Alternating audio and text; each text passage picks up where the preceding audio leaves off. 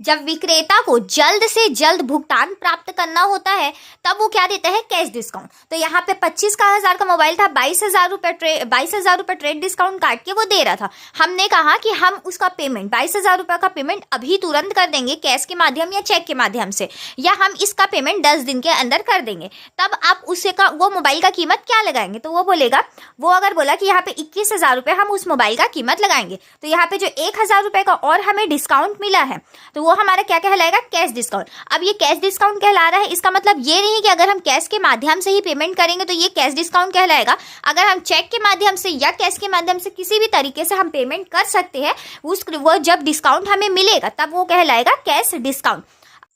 तो देखिए यहाँ पर हमारा अजय से हम माल खरीद रहे हैं और वो हमें कैश डिस्काउंट नगद छूट 20% दे रहे हैं। तो दूसरा क्या है, हमारा नगद छूट या कैश डिस्काउंट हमें तब मिलता है जब हम उसी समय उसे पेमेंट कर रहे हैं। तो यहाँ पे हमें नगद छूट मिल रहा है, मतलब हम उसे पेमेंट कर रहे हैं। तो यहाँ पे हम नगद में खरीद रहे हैं, तो अजय से हम लोग क्या कर रहे हैं, माल खरीद रहे हैं, गुड्स परचेस कर रहे हैं। तो यहाँ पे हम क्रय खाता डेबिट कर देंगे, परचेस अकाउंट डेबिट। तो यहाँ मैंने क्रय खाता डेबिट किया और यहाँ पे हमें नगद छूट मिल रहा है, मतलब हम उसे उसी समय पेमेंट कर रहे हैं। तो हमारे पास से क्या जाएगा, रोकड़ कैश जाएगा, जो कि संपत्ति है। संपत्ति में कमी को हम क्या कहते हैं, क्रेडिट। हमने माल उससे कितना में खरीदा, 4,000 में, तो माल तो पूरे 4,000 से डेबिट होगा। लेकिन यहाँ पे क्या बोल रहा है क्वेश्चन, 20% नगद छूट पर खरीदा। तो यहाँ पे हम 4,000 रुपये का 20% निकालेंगे। हमारा 4,000 का 20% 800 रुपये आएगा।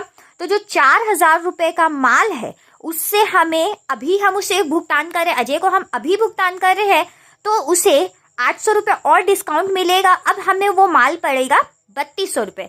तो हम उसे 800 रुपये डिस्काउंट है तो हम तो 800 और देंगे नहीं, हमें कितना देना होगा, 3200 रुपये। तो हमारे पास से रोकड़ जो कि संपत्ति वो कितना जा रहा है 3200 रुपये। और हमें बट्टा मिल रहा है, तो बट्टा हमें इतना, देखिए 4,000 रुपये हम पैसा देते, अगर हमें उससे ये कैश डिस्काउंट 800 का नहीं मिलता तो हमें उसे 4,000 रुपये देना पड़ता। लेकिन हमें 800 रुपये का कैश डिस्काउंट मिल रहा है, तो ये हमारे इतना पैसा हमें नहीं देना पड़ेगा। अब हमें देना पड़ रहा है 3200 रुपये। तो इतना हमारा इनडायरेक्टली इनकम हो जा रहा है।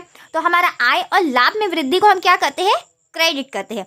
इनकम और प्रॉफिट में वृद्धि होता है तो हम उसे क्या कहते हैं, क्रेडिट। तो यहाँ पे हमें जो बट्टा मिल रहा है, डिस्काउंट मिल रहा है, हम उसे क्या कर देंगे, क्रेडिट। कितने रुपए से, 800 रुपये से। अब देखिए ये दोनों आप प्लस करिएगा तो 4,000 बन जाएगा और डेबिट में भी 4,000। क्रेडिट और डेबिट एक इक्वल होना चाहिए। तो यहाँ पे हमारा नरेशन हम कैसे लिख लेंगे, 20% नगद छूट पर माल खरीदा। यहाँ पे हमें 20% नगद छूट मिला था और उसमें हम माल खरीदे थे।